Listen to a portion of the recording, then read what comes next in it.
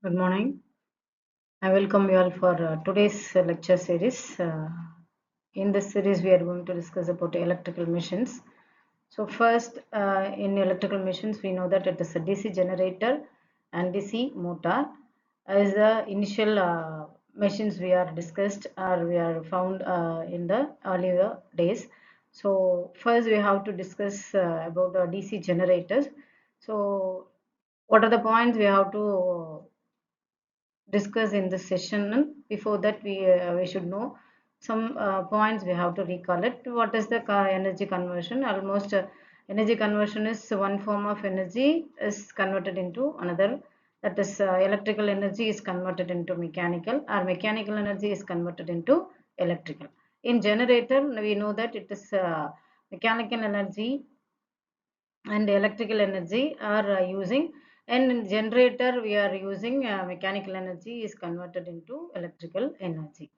So what does device is this? Now we know that it is a generator, right? So these are the input we get into the session. So what are the topics we are going to discuss in this session? What is generator and the construction and principal operations? And before we are going to the session, I think today we are going to discuss only constructions. In the next section, we are going to discuss about the principle of operations and type of generators and applications and a role in real world industries. So these are the topics we are going to discuss in two sessions. In first session, we are going to discuss construction. So let's explore the knowledge. What is the concept we are using? We know that it is the Faraday's law. Faraday's law means whenever the conductor cuts the magnetic flux, an EMF is induced. So, and the direction of induced EMF is Fleming's right-hand rule. And already I told you that this DC generator converts mechanical energy into electrical energy. And DC generator, we already we discussed this diagram. And what are the parts it consists? We know that it is a first we have to consider it is the yoke part, and this is the armature winding here, and there are between the armature there is an air gap is there, and is the shaft, and it is the stator winding. It is the stator and frame, that is we can already I mentioned it is the yoke also. Carbon brushes, here there are carbon brushes, and cooling fans are there to cool the windings. And this is E is equal to N into d5 by dt. That is, E is the induced EMF, N is the number of turns, and pi is the magnetic flux. So magnetic fluxes depends on the number of windings and the change in flux with the time. And construction of DC generator already mentioned in the last slide. That is yoke, field system, armature core, commutator, brushes, and bearing and shafts. We know that this yoke is the providing mechanical support, and also it's giving a conduit to the fluxes, and field system is produce the magnetic field, and which consists of poles. Around the poles is there is a winding is there, and end of the pole we are there is a curved line is there, it's called as the pole shoes. That is, we can consider here there is a pole shoe, this is the pole, and the orange color mentioned the field winding. Here I mentioned in the diagram this is a pole, that is pole shoe. Here it is shown clearly, it is pole shoes.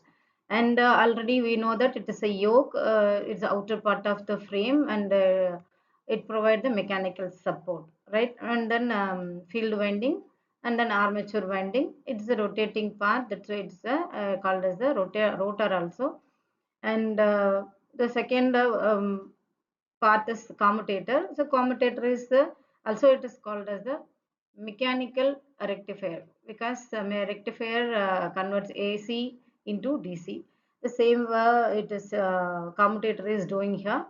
This is collects the AC power. Why? Because the generator generate and AC power, and it is converted into DC through the brushes. Through the brushes we are giving the supply to the other devices or to the outer world part. So we know that the bearing and the shaft it support and the rotating mechanism, and it's also shaft is also used to give a connected with the other devices.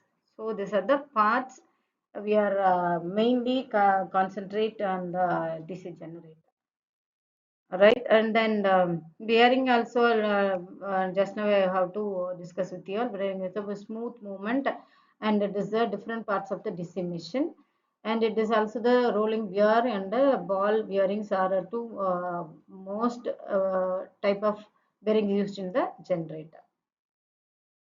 And poles, it's mainly used in the poles maintain the winding, already mentioned the windings are around the pole, and pole shoes gives a steel plate, and pole shoes used to primarily separate the magnetic flux and prevent the spinning field of the coil from the dropping. And the commutator already mentioned AC voltage to DC voltage, and these are the parts we are considering in the session. And for the next session we are going to discuss the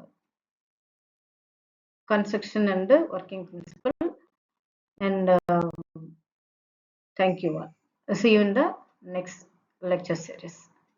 Thank you.